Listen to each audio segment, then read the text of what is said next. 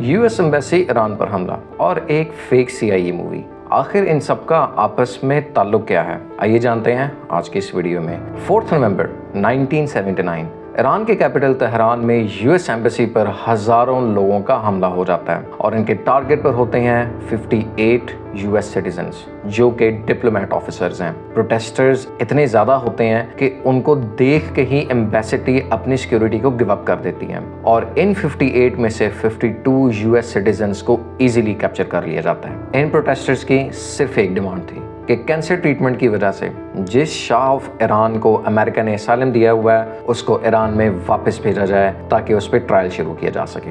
इससे पहले हम ये जानें कि उन 6 भागे हुए हॉस्टेजेस के साथ क्या हुआ, आइए जानते हैं कि तेहरान में यूएस एम्बेसी पर हमले की असल वजह क्या बनी। तो हमें चलना पड़ेगा 1979 के ईरान में। 1979 ईरान के लिए एक इनकलाबी साल था। सबसे पहले शाह मोहम्मद रजा पहलवी जो ईरान के फॉर्मर किंग थे, वो अवाम के प्रेशर की वजह से यूएस में असाइलम लेने पर मजबूर हो गए और इस तरह मुल्क से फरार हो गए। ये सेकंड शाह ईरान थे और इनके वालिद रजा शाह पहलवी पहलवी डायनेस्टी के फर्स्ट शाह थे जो कि 11 सितंबर 1944 तक ईरान के शाह रहे। शाह मोहम्मद रजा पहलवी इनके बेटे थे जिनकी हुकूमत ईरान में तकरीबन 4 दिहाइयों यानी 38 ईयर्स पे मुश्तमिल थी। 16 सितंबर 1941 से लेके इनके भाग जाने तक तकरीबन 38 ईयर्स फरवरी 1979 तक इनकी हुकूमत कायम रही। ये हुकूमत भी यूएस की वजह से बनाई गई थी और जो अमेरिकन गवर्नमेंट ऑर्डर्स देती थी वैसे ही शाह खानदान करता था। इनकी शाह खर्चियों को अमेरिका फंड करता था, लेकिन ईरानी अवाम की तरफ उसका रत्ती भर भी कोई बेनिफिट नहीं होता था।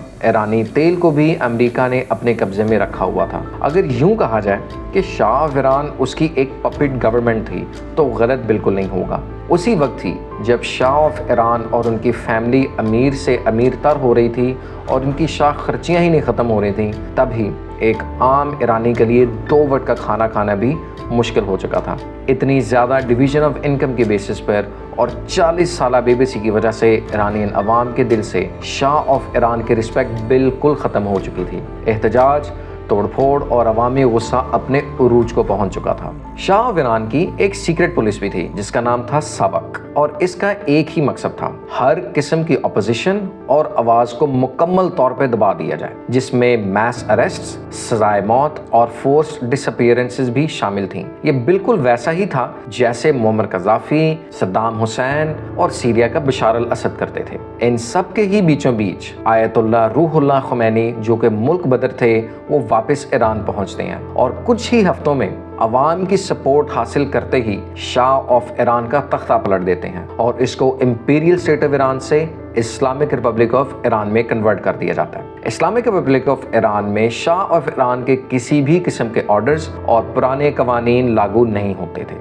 अब आते हैं वापस यूएस एम्बेसी के वाक़े की तरफ। तो जब यूएस एम्बेसी पर हमला हुआ तो 58 में से 52 अमेरिकन को तो यरगमाल बना लिया गया, लेकिन इन सब में से उन 6 अमेरिकन डिप्लोमेट्स का क्या हुआ? जी हाँ, ये 6 डिप्लोमेट्स एम्बेसी के सीक्रेट डोर से सेफली बाहर भाग गए, लेकिन अभी तो ये सिर्फ शुरुआत थी। इनका कलर, हाइट और बॉडी फीचर से फौरन पता लग सकता था कि ये ईरानियंस नहीं बल्कि भागे हुए अमेरिकन हैं और इनकी जान को यही सबसे बड़ा खतरा था और यही चैलेंज इनको अगले कई महीनों तक छुपने पर मजबूर करता रहा। ना ये कोई ऑफिशियल चैनल इस्तेमाल कर सकते थे और ना ही इनको किसी तरह की कोई हेल्प आ सकती थी। इन्होंने अपने हुलिये बदले और हर तरीके से अपनी प्रेजेंस को खुफिया रखा ताकि किसी भी किस्म का शक ईरानियंस को ना हो सके। यहाँ पर एंट्री होती है केन टेलर की, जो कि उस वक्त कनाडा के ईरान में मौजूद एम्बेसडर थे। उन्हें जब पता चला तो उन्होंने फौरन हेल्प करना चाहिए। कैनेडियन गवर्नमेंट के मना करने के बावजूद भी केन टेलर इसी बात पे थे कि इन 6 डिप्लोमेट्स की हेल्प की जाए। इन्होंने बहुत बड़ा रिस्क लिया और इन तमाम हॉस्टेजेस को अपने ज़ाती घर में पनाह दी और इस बात का जब यूएस गवर्नमेंट को पता चला तो यूएस प्रेसिडेंट ने फौरन एक मिशन बना के सीआईए को सुपुर्द कर दिया। सीआईए जो कि यूएस की सेंट्रल इंटेलिजेंस एजेंसी है, एक बहुत ही पावरफुल इंटेलिजेंस ब्रांच है जिसका काम एस्पिनाज, दीगर ममालिक में स्पाइंग और इंफॉर्मेशन कलेक्ट करना है। सीआईए को इस मिशन का पता चलते ही उन्होंने हर बार सोचने की कोशिश की, लेकिन तेहरान में घुसकर इन हॉस्टेजेस को जिंदा निकालना ही एक बहुत बड़ा चैलेंज था। ये ऐसे ही समझ लीजिए जैसे मिर्जा गालिब का कोर्ट है। कि आग का दरिया है और कूद के जाना है। सब कुछ इम्पॉसिबल लग रहा था। तभी CIA के डायरेक्टर टोनी मेंडेज ने एक ऐसा आइडिया दिया जो कि उस वक्त किसी के भी वहमो गुमान में नहीं था। टोनी ने एक आइडिया प्रपोज किया कि क्यों ना हम एक फेक साई-फाई मूवी बनाएं जिसमें हम फेक एक्टर्स रखें, इसमें फेक स्क्रिप्ट हो लेकिन लोकेशन रियल हो। और इस प्लान का नाम उन्होंने एक मूवी की शक्ल में दिया जिसका नाम था आर्को। ये एक ऐसी साई-फाई फीचर फिल्म थी जो कि एलियंस के बारे में थी और लोकेशन उन्होंने ईरान चूज की। और ये प्लान इतना ऑथेंटिक था कि हर तरह की रिसर्च करके भी ईरान को ये शक हो ही नहीं सकता था कि ये कोई फेक प्लान है। ये सब कुछ करने के लिए हॉलीवुड में एक मूवी प्रोडक्शन का ऑफिस ओपन किया गया। साथ ही फिल्म क्रूज की हायरिंग हुई और स्टाफ को भी रखा गया जो कि कॉल्स को पिक एंड रिसीव भी कर सके। प्लान ये था कि इन सब डिप्लोमेट्स के पासपोर्ट्स को कैनेडियंस बना के इनको वहां से निकाला जाए, क्योंकि ये सारे तो अमेरिकन पासपोर्ट्स पे थे। कैनेडियन गवर्नमेंट को भी इसमें इन्वॉल्व किया गया और उनका कॉन्फिडेंस इस तरह लिया गया कि अगर कैनेडियन एम्बेसी को वेरिफिकेशन की कॉल ईरानियन अथॉरिटी से आए तो स्क्रिप्ट के मुताबिक वो हॉस्टेजेस को कैनेडियन सिटीजन वेरीफाई कर दें ताकि किसी भी किस्म का शक ईरानियन अथॉरिटीज को ना हो सके। इसको मजीद रियलिस्टिक रखने के लिए हॉलीवुड के मैगजीन्स और टीवी पर इस मूवी के एड्स चलवाए गए, प्रोड्यूसर्स के फेक इंटरव्यूज, डायरेक्टर्स के इंटरव्यूज और सेलिब्रिटी इंडोर्समेंट्स में। अब यूं समझ लें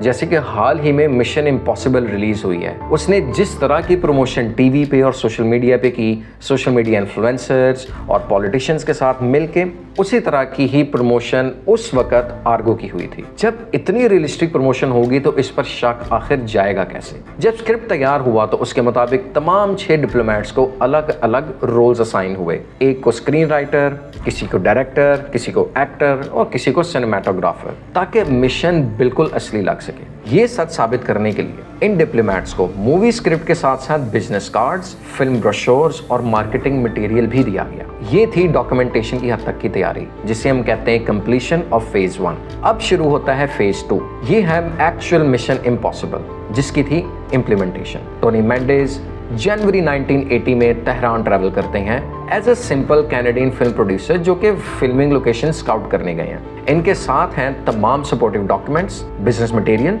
कॉन्टैक्ट डिटेल्स और एक फेक कैनेडियन पासपोर्ट, जिसकी बेसिस पे वो जाते हैं। तेहरान पहुंच के उन्होंने कैनेडियन एम्बेसडर से फौरन मुलाकात की और फिर मिले उन 6 भागे हुए डिप्लोमेट्स से। अगले कई दिन तक टोनी ने उनके साथ मीटिंग्स की और उनको हर तरह की मिशन ब्रीफिंग दी, यहाँ तक कि ट्रेनिंग भी दी कि बॉर्डर एयरपोर्ट पर बॉर्डर ऑफिशियल से कैसे बात करनी है, कॉन्फिडेंस को किस तरह प्रोजेक्ट करना है और किस तरह के सवालों के जवाब देने हैं। अब आते हैं फेज 3, जो कि सही में ही एक बहुत मुश्किल मिशन था। अब आ गया है वक्त तेहरान एयरपोर्ट पर जाके ईरानियन अथॉरिटीज का सामना करने का। लेकिन यहाँ पर ही सबसे बड़ा चैलेंज शुरू होता है। ये सब डिप्लोमेट्स वापस तो जा रहे थे, लेकिन इन सब के पासपोर्ट्स पर तो ईरान की एंट्री स्टैंप ही कहीं नहीं थी लगी हुई। इस चीज से टोनी बखूब वाकिफ था। उसे पता था कि ईरानियन अथॉरिटीज ये सवाल पूछेंगी और उसका जवाब इसने ये रखा हुआ था कि ये और तमाम डिप्लोमेट्स ये बताएंगे कि एक्चुअली जब गवर्नमेंट चेंज हुई और जब कस्टम्स इंटेलिजेंस में इश्यूज थे, क्योंकि हाल ही में तो ईरानियन गवर्नमेंट चेंज हो रही थी, इनकलाब चल रहा था, तो उसकी वजह से 1-2 स्टैम्प्स मिस हो गई होंगी और इसी चीज का ही बेनिफिट इस्तेमाल करके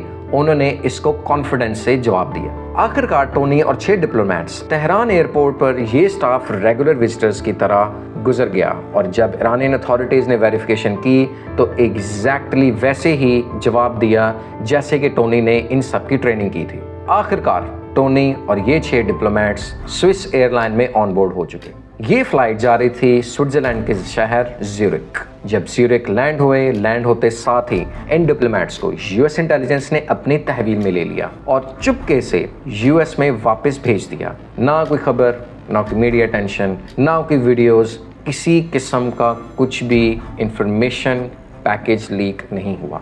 ये पूरा मिशन इस कदर सीक्रेटिव था कि इसको 17 साल तक, जब तक 1997 में CIA ने खुद डीक्लासिफाई नहीं किया, किसी को भी कानो कान खबर नहीं हुई।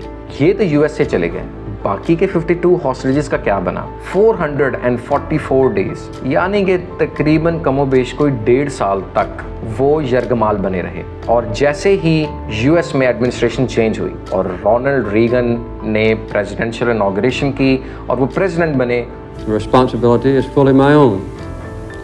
In the aftermath of the attempt, we continue to hold the government of Iran responsible. उसी दिन ही उन तमाम 52 कैदियों को भी रिहा कर दिया। लेकिन इस वाक़े के बाद यूएस ने अपनी एम्बेसी ईरान में आज तक परमानेंटली क्लोज कर दी है और कनाडा ने भी कुछ ही दिनों बाद अपनी एम्बेसी को क्लोज कर दिया। देखते देखते बेतहाशा वेस्टर्न कंट्रीज़ ने अपनी एम्बेसीज को ईरान में बंद होके अपने डिप्लोमेट्स को अपने मुल्कों में वापस बुला लिया। लेकिन यहाँ पर एक और सवाल पैदा होता है, आर्गो, इसका क्या? आपको लग रहा होगा कि ये सिर्फ डॉक्यूमेंट्स की हद तक रह गया। नहीं, ऐसा कुछ भी नहीं है।